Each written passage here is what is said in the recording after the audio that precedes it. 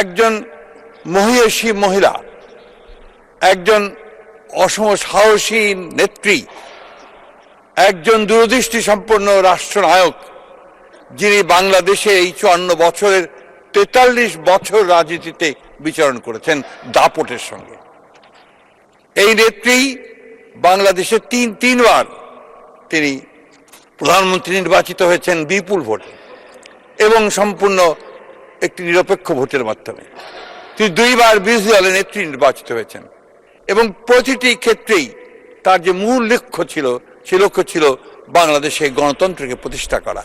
আমরা দেখেছি যে যখন তিনি সরকারে ছিলেন সেই সময় তিনি এমন কাজগুলো করেছেন, যেমন প্রেসিডেন্সিয়াল ফর্ম অফ গভর্নমেন্ট থেকে পার্লামেন্টারি ফর্ম অফ গভর্নমেন্টে নিয়ে আসা এবং অন্যান্য গণতন্ত্রের প্রতিষ্ঠানগুলোকে দাঁড় করানোর চেষ্টা করা, সংবাদপত্রের স্বাধীনতাকে নিশ্চিত করা।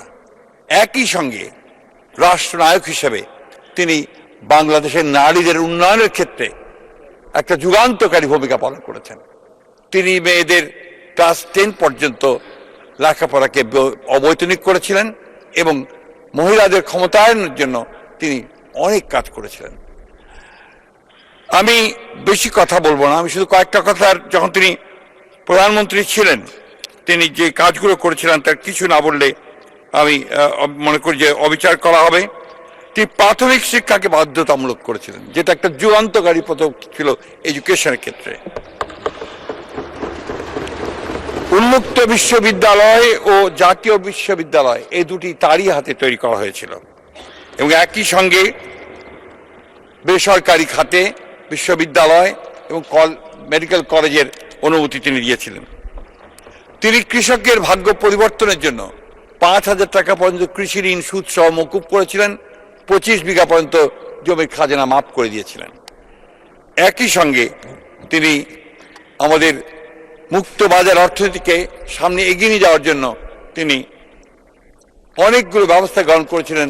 তার মধ্যে একটি ছিল আমাদের আপনার রেভিনিউ আর্ন করার জন্য ভিএটি, এটা ছিল তার করা, এবং বিনিয়োগকে মুক্ত করে দেওয়া বেসরকারি খাতে, যেটা আমাদের অর্থনীতির যুগান্তকারী পদক্ষেপ রেখেছিল।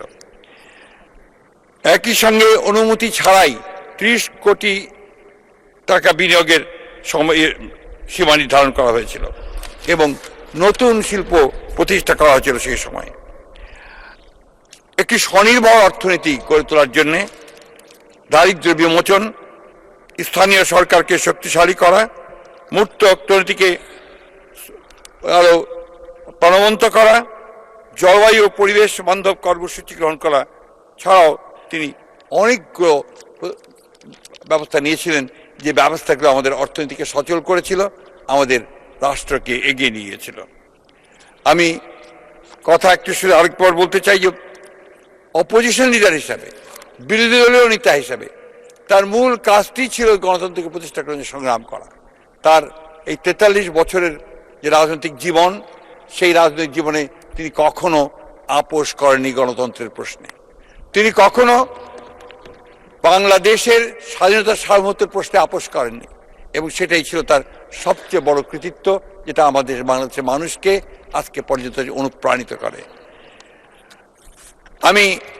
আপনারা সবাই জানেন যে আমি একটু কবিতা পড়তে বলতে ভালোবাসি, যে কারণে আজকেও আমি আমাদের বিশিষ্ট কবি আল মাহমুদের লেখা একটি কবিতার কিছু অংশ বেগম খালেদা জিয়া সম্পর্কে লেখা, সেটা আমি আপনাদেরকে একটু শোনাবো। কারণ আমার কাছে মনে হয়েছে এটা একটা অসাধারণ কবিতা, যা দেশনেত্রী সম্পর্কে সবচেয়ে ভালো কথা বলেছে। তোমার মুখের দিকে চেয়ে আছে বাংলার ভোরের আকাশ, এদেশের গুল্মলতা ছুতে চায় পল্লবিত আঁচল তোমার। যেন এক প্রতিশ্রুতি হেঁটে যায় আমাদের কণ্ঠকিত কালের ভেতর, লাঞ্ছিতের আহ্বানে যেন মাটি জন্ম দিল এক শস্যগন্ধি মাটিরই কন্যাকে। প্রত্যাশার কণ্ঠস্বর কে জানে কি মন্ত্র বলে, তুমি কেবল ছড়িয়ে দিচ্ছ মাঠ ঘাট আদিগন্ত শস্যের কিনারে। আমরাও সাক্ষ্য দেব, হ্যাঁ আমরা একথা দেখেছি মাতাকে এক অনিশ্চয়ই সাঁধারে দাঁড়িয়ে আলোর ডানার মতো মেলে দিয়ে ব্যাঘ্র 2 বাহু 11 কোটির মাঝে নেমেছিল বিদ্যুৎ বিভায়। কখনো ভুলো না যেন তোমার ঘোমটায় আছে মানুষের আশার বারুদ। ভুলো না তোমার বাক্য প্রতীক্ষিত নিঃশ্বাস জাতির। অবিচল পিঙ্গলাক্ষী হে মাতৃকা, মানুষের আশাকে জাগাও। তিনি জাগিয়ে তুলেছিলেন সেই আশা।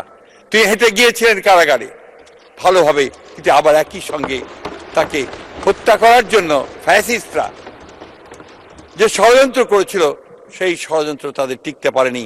শেষ পর্যন্ত ছাত্র জনতার অভ্যুত্থানের মধ্য দিয়ে তিনি মুক্ত হয়েছিলেন এবং সেদিনই তিনি জাতির সামনে তার সেই বিখ্যাত উক্তি তিনি করেছিলেন, সেই সমঝোতার কথা, যে প্রতিশোধ নয়, প্রতিহিংসা নয়, আসুন আমরা একটা ভালোবাসার দেশ গড়ে তুলি, কল্যাণের দেশ গড়ে তুলি, মানুষকে ভালোবাসার মধ্য দিয়ে আমরা নির্মাণ করি আমাদের নতুন বাংলাদেশ।